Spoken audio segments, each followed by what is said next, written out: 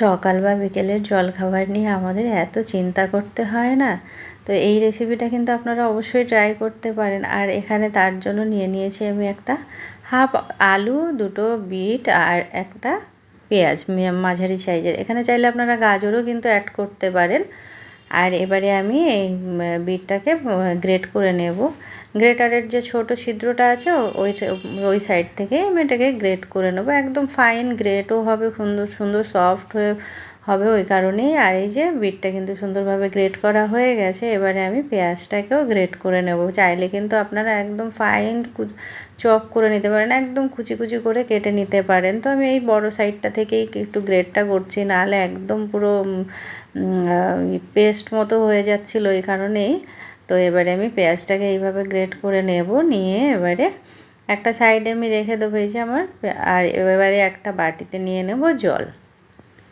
জল নিয়ে এবার ওই যে আলুটা হাফ আলু রেখেছি ওই আলুটাকেও গ্রেট করে নেব। আলুটাকে জলের ভিতরে গ্রেট করে রাখবো, কারণ আলু থেকে তো কষ বেরোয়, তো ওই জন্য জলের ভিতরে রেখেছি। এই যে আলুগুলো এরকম পাতলা পাতলা করে গ্রেট করে নিচ্ছি, নিয়ে এবারে আমি পুরো আলুটাকে ওইভাবে গ্রেট করে নেব। নিয়ে এই যে জল থেকে এবারে আলুটাকে তুলে নেব। একবার ধোয়াও হয়ে গেল, আলুর যে কষটা ওটাও বেরিয়ে গেল, তো ওই জন্য আমি জলের ভিতরে নিয়েছিলাম। আর এই যে বিট আর পেঁয়াজটা যে গ্রেট করে রেখেছিলাম, এবারে আমি ওর ভিতরে দিয়ে দেবো এই যে আলু গ্রেট করাটা।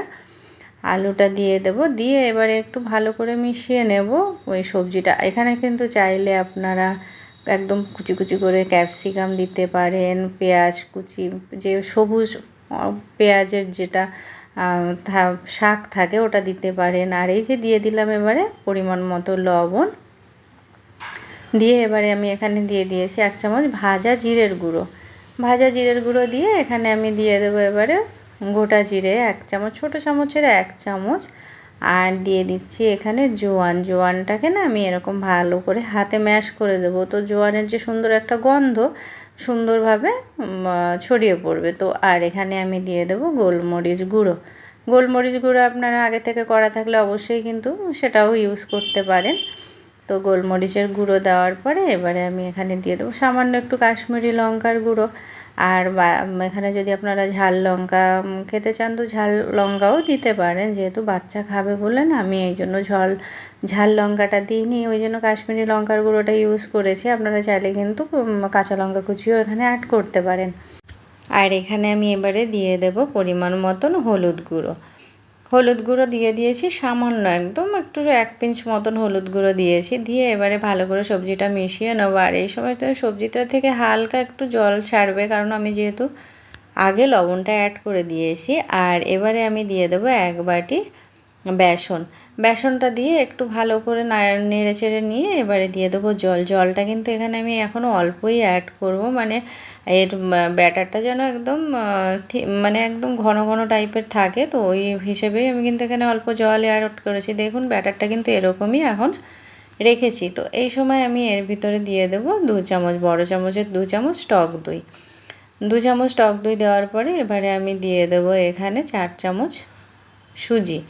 এই বড় চামচের 4 চামচ সুজি। আর সুজিটা দিলে না অনেকটা মুচমুচে ভাবটাও থাকবে আর বাইন্ডিংটাও সুন্দর আসবে, তো ওই কারণে আমি 4 চামচ দিয়ে দিলাম সুজি। সুজিটা দিয়ে এবারে ভালো করে মিশিয়ে নেব। নিয়ে এবারে আমি অল্প অল্প করে জল দিয়ে কিন্তু এই ব্যাটারটাকে পুরো রেডি করব। আর একটু সময় রেখেও দেবো, কারণ সুজিটাও একটু ফোলবার ব্যাপার আছে, তো এই কারণে। এই যে দেখুন কিছুক্ষণ রেখে দেওয়ার পরে ব্যাটারটা এরকম হয়েছে। তো এবারে কিন্তু আমি অল্প সামান্য জল দিয়ে দেখুন ব্যাটারটাকে রেডি করব। তো ব্যাটারটাতে আরও একটু জল দেবো। ওই যে আমরা ঘরে গোলা রুটি করি ঠিক তেমনিই কিন্তু ব্যাটারটা রেডি করতে হবে, গোলা রুটির মতনই, ওরকম পাতলা। আর এই যে গোলা রুটির মতন কিন্তু ব্যাটারটা রেডি হয়ে গেছে। এবারে আমি ব্যাটারটা পুরো রেডি হয়ে গেল। এবারে আমি ব্যাটারটাকে সাইডে রেখে দেবো। তো এইভাবেই আপনারা ব্যাটারটা রেডি করবেন, এর থেকে না পাতলা না ঘন। তো এবারে আমি আর একটা বাটি নিয়েছি এখানে, নিয়ে এবারে দিয়ে দেবো একটা সস রেডি করব। তার জন্য এখানে 2 চামচ, বড় চামচের 2 চামচ দিয়ে দিয়েছি টমেটো সস। আর টমেটো সসের ভিতরে এবারে আমি দিয়ে দেবো 1 চামচ শেজওয়ান চাটনি। শেজওয়ান চাটনিটা একটু ঝাল ঝাল হয়, আর যদি শেজওয়ান চাটনি আপনাদের ঘরে না থাকে নাই বা ইউজ করতে পারেন, শুধু টমেটো সস দিলেও কিন্তু হবে। আর এর ভিতরে আমি দিয়ে দিচ্ছি গোলমরিচের গুঁড়ো আর দিয়ে দেবো মিক্স হার্বস। এখানে অরিগ্যানো, বেসেল আপনাদের কাছে যা থাকবে তাই দেবেন, একটা আলাদা ফ্লেভার আসে না, সুন্দর একটা টেস্ট হয়, তো ওই কারণে বাচ্চারা ভীষণ পছন্দ করবে। নিলাম এবারে সসটা মিশিয়ে নিয়ে এবারে এই যে গ্যাসটা অন করে একটা তাওয়া বসিয়ে দিলাম, ফ্রাইং প্যানটা বসিয়ে দিয়ে এবারে আমি একটু 1 চামচ ঘি দিয়ে দেবো। এখানে চাইলে কিন্তু আপনারা সাদা তেলটাও ইউজ করতে পারেন। তো এবারে ঘি দিয়ে ব্রাশ দিয়ে ভালো করে একটু কড়াইতে লাগিয়ে দিলাম, দিয়ে এবারে আমি মিডিয়াম আঁচে কিন্তু রেখেছি এখানে। তো কড়াইটা গরম হয়ে গেছে, তাওয়াটা, এবারে আমি ব্যাটারটা দিয়ে এবারে এই যে চামচের সাহায্যে কিন্তু পাতলা করে ছড়িয়ে দেব। তো এখানে এইভাবে এই যে পাতলা করে ছড়িয়ে দিয়েছি, বেশি কিন্তু মোটা রাখিনি, একদম পাতলাই রেখেছি, যতটা পাতলা করা যায়। আর এবারে কিছুক্ষণ এইভাবে হতে দেব। আর এই যে দেখুন কালার কিন্তু অনেকটা চেঞ্জ হয়ে গেছে। তো এবারে আমি উপরে 1 চামচ মতন ঘি দিয়ে এবারে আমি এটাকে ফিরিয়ে দেব, দিয়ে ওই সাইডটাও ভালো করে ভেজে নেব।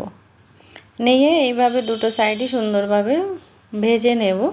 ভাজা হয়ে গেলে আবারও উল্টে নিয়ে আবারও একটু সুন্দর করে ওই সাইডটাও ভেজে নেব। এইভাবে কিন্তু সুন্দর করে ভেজে নেব। তো দেখুন এখানে কিন্তু ভাজা মোটামুটি হয়ে গেছে। এবারে আমি দিয়ে দেব যে সসটা রেডি করেছিলাম, ওই সসটা এখানে 1 চামচের থেকে একটু বেশি দেবো, ওই 1.5 চামচ মতন দিয়ে ভালো করে একটা সসটাকে লাগিয়ে দিলাম।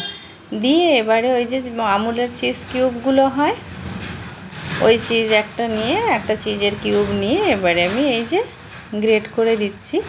আর এইভাবে আপনারা বাচ্চা বড় বা সকালবেলা জলখাবারে যদি এরকম একটা দেওয়া হয়, সকালে জলখাবারে বাচ্চারা কিন্তু ভীষণ খুশি। আর স্কুলের টিফিনের জন্যও কিন্তু এটা আপনারা করে দিতে পারেন, ঝটপট হয়েও যায়, অতটা ঝামেলাও কিন্তু হয় না। তো এবার এই যে ফোল্ড করে দিয়ে এপিট ওপিট আমি সুন্দর করে একটু চেপে চেপে নিয়ে ভেজে দেবো সুন্দর করে, যে একদম মুচমুচে ভাবটাও চলে আসবে। তো এইভাবে কিন্তু আমি ভেজে দেবো। ভেজে এবারে এই যে আমি এবারে কিন্তু তুলে নেব। প্রথমটা কিন্তু আমার রেডি হয়ে গেছে। এবারে আমি এরকম পরপর কিন্তু প্রত্যেকটাই আমি যতটা ব্যাটার রেডি করেছি সবটাই আমি এইভাবে একটার পর একটা করে ভেজে নেব। এই যে দ্বিতীয়টাও কিন্তু দিয়ে দিয়েছি। তো এইভাবে আমি প্রত্যেকটা ভেজে নেব। আর এটা পরিবেশন করার জন্য দরকার হবে একটু শেজওয়ান। এখানে কিন্তু আপনি শেজওয়ান নয়, সরি, এখানে টমেটো সস দিয়েও দিতে পারেন। আর না হলে আমি যেরকম পুদিনা ধনেপাতা দিয়ে একটা গ্রিন চাটনি বানিয়েছিলাম, এই যে গ্রিন চাটনিটা রেডি। আর তার সঙ্গে দিয়ে দিয়েছিলাম একটু টক দই। আর খেতে কিন্তু দারুণ, অবশ্যই আপনারা ট্রাই করবেন।